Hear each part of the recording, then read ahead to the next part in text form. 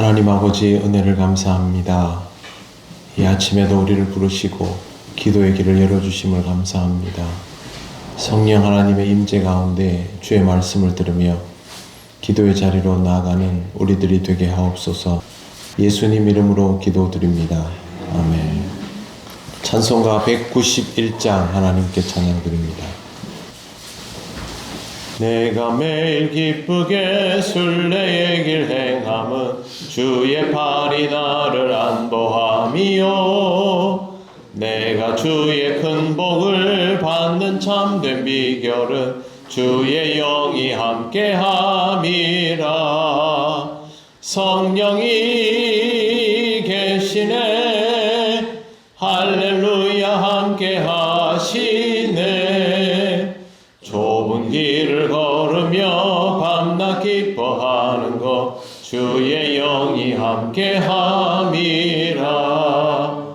전에 죄에 빠져서 평안함이 없을 때 예수 십자가의 공로 힘입어 그 발 아래 엎드려 참된 평화 얻음은 주의 영이 함께함이라.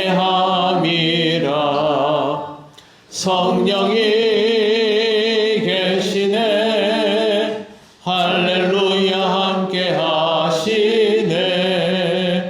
좁은 길을 걸으며 밤낮 기뻐하는 것 주의 영이 함께함이라.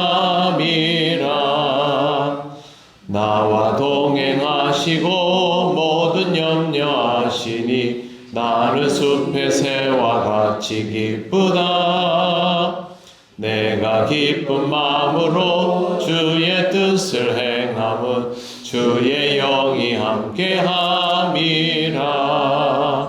성령이 계시네, 할렐루야 함께하시네. 좁은 길을 걸으며 밤낮 기뻐하는 것 주의 영이 함께함이라. 세상 모든 욕망과 나의 모든 정욕은 십자가에 이미 못을 박았네. 어두운 밤이 지나고 무거운 짐 벗으니 주의 영이 함께함이라. 성령이 계시네, 할렐루야 함께하시네. 좁은 길을 걸으며 밤낮 기뻐하는 것 주의 영이 함께함이라. 아멘. 하나님 말씀 사도행전 20장 22절에서 24절입니다. 합독하겠습니다. 보라, 이제 나는 성령에 매여 예루살렘으로 가는데 거기서 무슨 일을 당하는지 알지 못하노라. 오직 성령이 각 성에서 내게 증언하여 결박과 환난이 나를 기다린다 하시나, 내가 달려갈 길과 주 예수께 받은 사명 곧 하나님의 은혜의 복음을 증언하는 일을 마치려 하면은 나의 생명조차 조금도 귀한 것으로 여기지 아니하노라. 아멘. 22절을 먼저 보시면, 보라, 이제 나는 성령에 매여 예루살렘으로 가는데 거기서 무슨 일을 당하는지 알지 못하노라 라고 바울이 말하고 있습니다.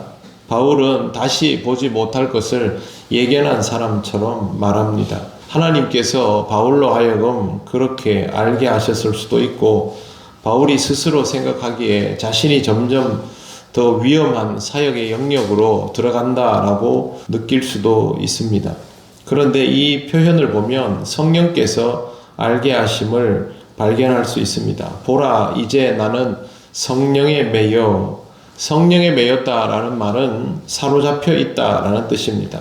이렇게 사로잡히면 자신의 의지는 점점 사라지고 성령님의 의지에 따라서 움직이게 된다는 말입니다. 그동안 바울은 자신의 의지와는 다른 선교의 방향을 받아들였던 경험들이 있습니다. 바울에게도 당연히 복음을 전할 의지가 있습니다. 선교하고자 하는 의지가 매우 강한 사람이다 보니 당연히 자신의 열망과 그 의지에 따른 계획들이 있었습니다. 그리고 그런 의지는 바울의 사역에서 여러 번 드러납니다. 그럼에도 불구하고 성령께서 바울의 경로를 바꾸어 놓습니다. 유럽 땅을 밟을 때 마케도니아까지만 가지 않고 고린도 지역까지 내려가는 것, 소아시아 지방에서 육로로 가자고 하거나 드로아에서 며칠 머물면서 집중 교육을 하거나 굳이 에베소 근처에 와서 에베소 교회 장로들을 다시 만나려고 하는 것을 보면 바울에게 이 모든 과정에서 자신의 의지가 분명하게 있다라는 것을 볼 수 있습니다. 하지만 이런 의지를 꺾어가는 순간들도 있었습니다. 소아시아에서 사역하려는데 유럽 땅을 밟게 하시거나 바쁘게 유럽과 소아시아를 오가다가 갑자기 예루살렘으로 경로를 틀거나 이런 것들은 사실 굉장히 비효율적인 여행입니다. 그러나 바울은 두말 않고 그 길로 갑니다.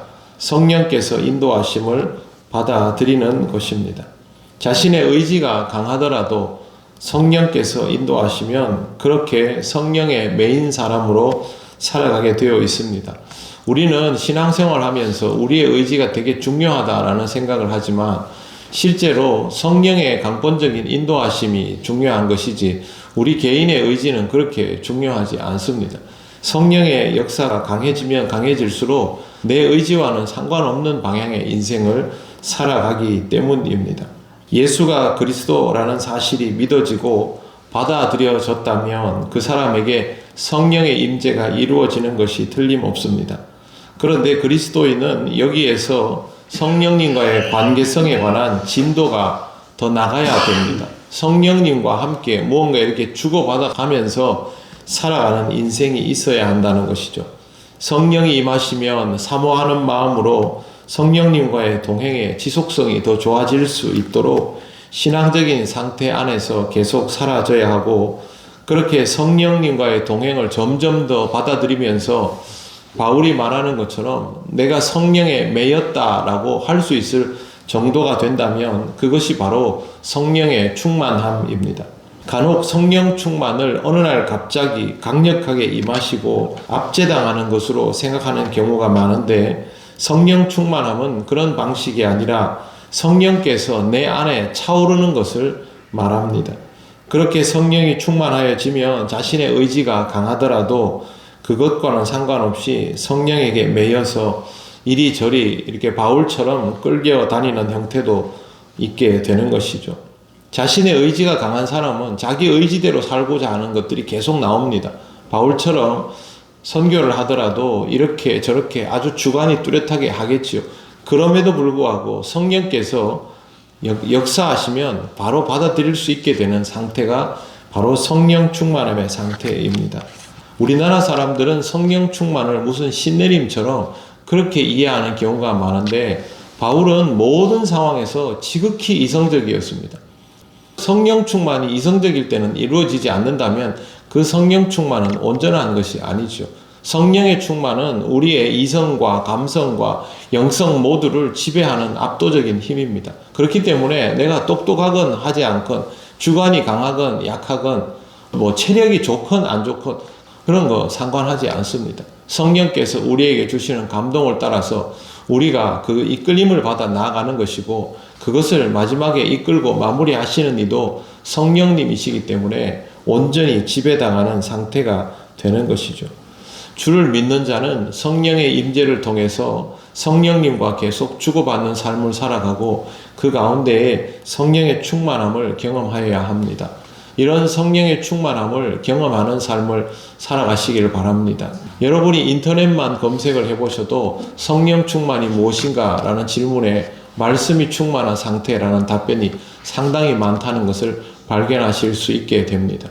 우리에게 이루어지는 성령 충만의 시작과 끝은 말씀 충만입니다. 하나님이 우리와 함께 하시는 것은 하나님의 말씀이 우리와 함께 하는 것이고 그 말씀이 우리의 삶을 지탱하고 있다가 성령께서 또 시시로 때때로 강권적으로 역사하시는 것이 그 말씀과 부합되는 것을 발견할 때 우리가 확실하게 복종할 수 있게 되는 것이죠. 그러니 말씀에 기반이 없으면 기도할 수 없다고 말씀드린 그대로 말씀에 기반이 없으면 성령 충만인지 악령 충만인지 분간도 못하게 됩니다. 그러므로 우리는 말씀을 토대로 모든 일들을 바라볼 수 있어야 합니다. 바울은 확실히 성령 충만한 상태입니다. 23절을 보십시오. 오직 성령이 각 성에서 내게 증언하여 결박과 환난이 나를 기다린다 하시나, 결박과 환난이 기다리고 있다라는 성령의 증언이 바울에게 있었습니다. 그런데 바울은 환난이 기다린다라는 성령님의 말씀을 듣고 이렇게 반응을 합니다. 우리 24절을 같이 읽겠습니다. 내가 달려갈 길과 주 예수께 받은 사명 곧 하나님의 은혜의 복음을 증언하는 일을 마치려 하면은 나의 생명조차 조금도 귀한 것으로 여기지 아니하노라. 아멘. 성령께서 결박과 환난이 기다리고 있다. 이 말이 무슨 뜻일까요? 위험하니 가지 말라일까요? 아니면 어려움을 감당해라 일까요? 이걸 구별하려면 하나님의 말씀을 가지고 있어야 됩니다. 아니면 구별을 못합니다. 이게 구별이 안 되는 경우가 뭐냐 하면 어려움이 기다리겠구나. 그러면 피해가라는 것이구나 라고 받아들일 수도 있습니다. 그러나 여러분 보십시오. 바울은 그렇게 받아들이지 않지요. 내가 달려갈 길과 주 예수께 받은 사명 곧 하나님의 은혜의 복음을 증언한 일을 마치려 하면은 나의 생명조차 조금도 귀한 것으로 여기지 아니하노라. 결박과 환난이 기다리고 있지만 성령께서 지금 나에게 원하시는 것이 무엇인지를 안다는 것이죠. 그래서 나는 내 생명 아끼지 않고 이 길을 가려 한다라고 말하고 있는 것입니다.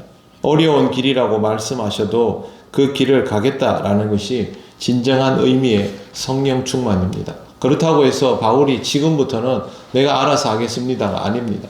바울은 끊임없이 성령께서 이끄시는 것과 성령께서 막으시는 것을 받아들여 가면서, 그러나 성령께서 내게 주신 감동대로 이 주님께서 주신 귀한 사명을 감당하면서 가는 것입니다. 그래서 바울은 똑똑하지만 교만하지 않고 지혜롭고 겸손하고 그럼에도 불구하고 의지가 강하고, 하지만 성령께서 이끄시는 대로 순종하며 따를 수 있는 일반적인 방식으로는 이해하기 어려운 삶을 살아가는 것입니다. 사랑하는 성도 여러분, 성령의 충만함을 힘입어서 살아가게 되시기를 바랍니다. 여러분 신앙에 기쁨과 감동 또 의지의 충만함이 있을지라도 성령께서 이끄시는 대로 살아가는 삶을 누리시기를 바랍니다. 기도드리겠습니다. 하나님 은혜를 감사합니다. 우리가 주를 믿고 고백하게 된 것은 성령의 임재로 인하여 일어나는 역사임을 믿고 감사를 드립니다. 성령께서 늘 우리와 함께 하셔서 우리의 삶에 개입하실 뿐만 아니라 우리 안에 충만하여져서 우리의 모든 것들이 성령님을 순종하는 길로 나아가게 되길 원합니다. 성령께서 우리에게 충만하게 임재하여 주실 때에 그것을 받아들이는 것이 우리에게 당연한 기쁨이 되게 하시고, 그럴수록 우리의 사명이 선명하게 하옵소서. 오늘도 하나님의 인도하심을 따라 살아가오니 성령께서 우리의 모든 것을 인도하시고 주장하옵소서. 예수님 이름으로 기도드립니다. 아멘. 하늘에 계신 우리 아버지, 아버지의 이름을 거룩하게 하시며 아버지의 나라가 오게 하시며 아버지의 뜻이 하늘에서와 같이 땅에서도 이루어지게 하소서.